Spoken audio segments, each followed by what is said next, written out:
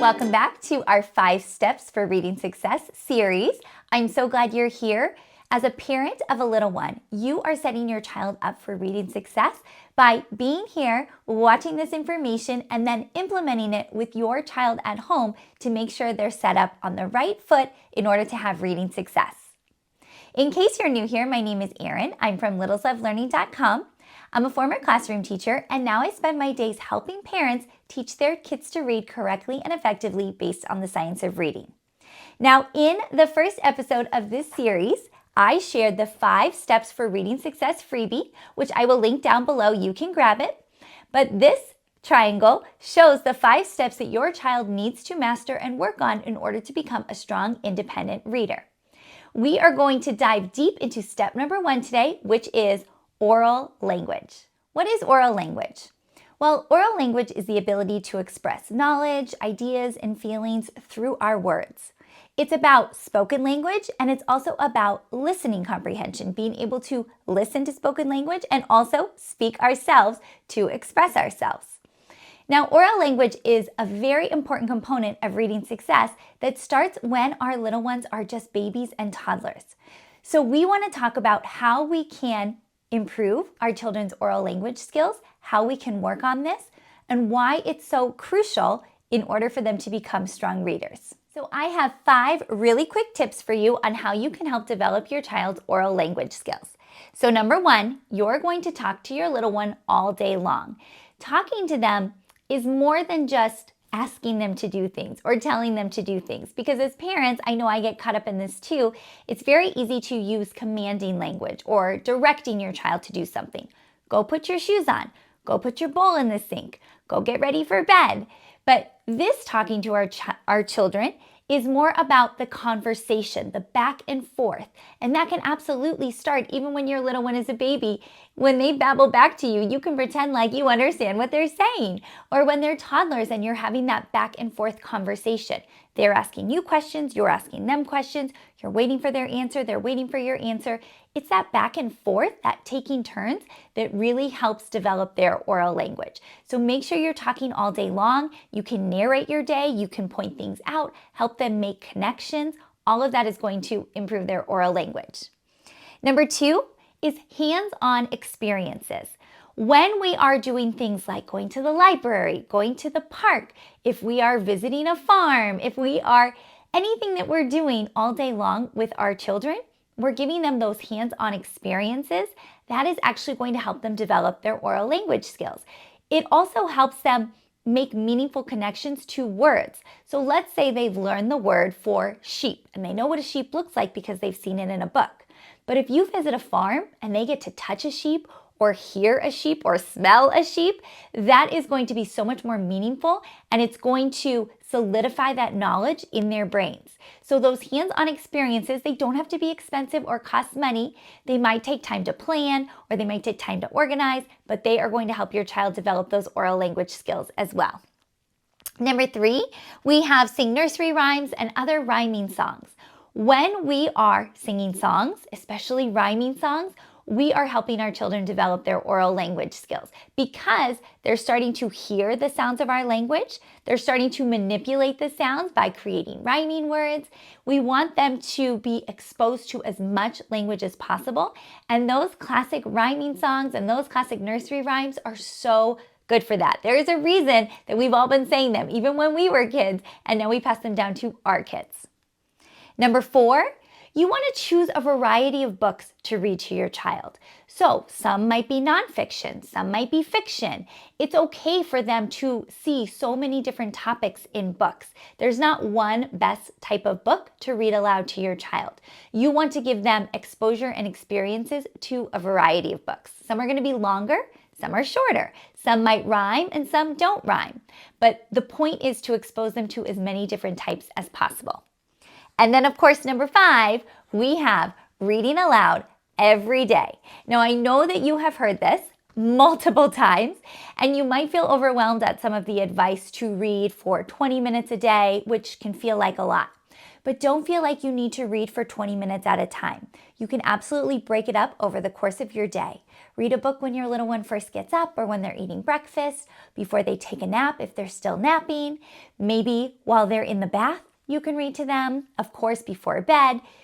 Any time that you can get in that read aloud time, it's so important. One of the studies that I read actually said that children's books, these picture books that we read aloud to our kids, have so much more complex vocabulary than they hear from us, because usually when we speak to our kids, we are not using such complex vocabulary. So these books really expose them to new words. And also, even adults, from adult to adult, we don't normally use very complex vocabulary. We keep it pretty much the same. We're using the same types of words all the time. So whenever we can read aloud to our child, we are exposing them to that more academic language. And that actually brings me to another point. When you are speaking with your child, there's no reason to dumb down your language. You don't need to try to use more basic words. You can absolutely use more complex words like request, or inquisitive, or curiosity. You can use words that maybe you feel like are a little bit too advanced for them, as long as you explain what that word means and you model it for them. And it's okay if they don't understand it the first time, and it's okay if they don't start using it themselves, but the more exposure you can give them to high-level vocabulary, the better, because then they will start to pick it up. They will start to try to use it in their own conversations, and they're going to start understanding much better. So don't feel like you have to dumb down that language. You can absolutely keep it high level for your little one. If you're interested in learning more about oral language, I do have a book to share with you. This book is called Reading for Our Lives, a Literacy Action Plan from Birth to 6. It's by my friend Maya Smart. This book is phenomenal and has so many suggestions for how you can improve your child's oral language skills. She really dives deep into this topic. She goes over a little bit of the research so that you have the background knowledge as to why we're doing this. And she gives you really practical hands-on ways that you can incorporate improving your child's oral language into your daily lives. Maya is a mom herself, so she knows how busy parents are, but she wanted to make sure that her steps were actionable and that they were very simple to incorporate. Maya is not a teacher, she's a journalist, so she comes at this from a totally different angle than I do. And so I think that's really helpful, because from parent to parent, she is sharing what works based on the research, what worked for her with her daughter, and then you're going to be able to take away the best components. And you don't have to be a teacher for this. You can absolutely do this as a parent. So definitely check out this book. I'm going to link it down below. I highly recommend the audio version, and then I also got the printed version so that I could use it as a reference. So now I have some homework for you.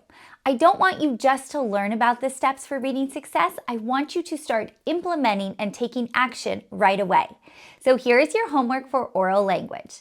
Number 1, I want you to check out the book list I have on my website for all of the different themes. So whatever your child is interested in, you can find that theme on my website. Check out those books, and I want you to request them from your local library. Our library allows us to request online, and when they're ready, they email me, so I can just go and pick them up, and it's so super easy. I don't even have to go through all of the shelves. So I'm gonna leave the link down below so that you can check out those themed book lists. I want you to find some books that your child is interested in and request them from your library. Then number 2, I have free reading logs on my website. They look like this. You can see that this one we used last year. It's already colored in. But there is a book for each day of the month. What you're going to do is you're going to grab this freebie. I'll leave the link down below. You're going to print it out. And then every day that you read to your child, you can have your child color in one of these books. And once you're done with the month and you've read to your child every day for that month, you can celebrate. Maybe you could have a little dance party at your house. Maybe you could go to the park and play. Some sort of celebration so that they tie in reading with something that is fun. So that would be a really fun goal for you to set for this upcoming month, so that you and your child are always reading together and you're getting really interesting books from the library, books on a theme that they like, and then you're able to keep track of those on the reading log. Now, my third piece of homework for you, and the last piece of homework, is to pick a high-level vocabulary word to use with your child this week. One word you might want to try is request, or maybe you want to try inquisitive. Whichever word you pick, I want you to use it multiple times a day and then I want you to use it every day for the week. Try to keep that in mind. Maybe you can write it on a Post-it note and put it on your refrigerator so that you remember to use it, because I know I sometimes have the best of intentions and then I will forget. But pick a word, talk to your child about it, use it in conversation, make it something that's high level, and see how they do with it. Do they start understanding what it means without you needing to explain the definition? Do they start using it as part of their own conversation? That's the goal. That would be amazing. But just try it and see how it goes. So not only do I want you to learn about these steps for reading success, I want you to take action. So make sure you do this homework. And once you've done it, I want you to comment down below or send me a message and let me know how it goes. I hope this information was helpful for you. Again, we are going over the 5 steps for reading success in this series. And right now, we just covered step number 1, oral language. So if you like this freebie, you can go ahead and click the link down below and grab a copy for yourself. This freebie goes over those 5 steps for reading success, and you are going to get information about each step and also links to more information so that you can dive deeper into these topics. If you have any questions about this or anything else I share on my channel, please don't hesitate to reach out. You can comment down below, or you can find me over on my website, littleslovelearning.com. I'm also super active on social media, so you can find me on Instagram or Facebook. Send me a message at Littles Love Learning blog, and I will be sure to get back to you. Until the next step in this series, have a great day. Happy learning.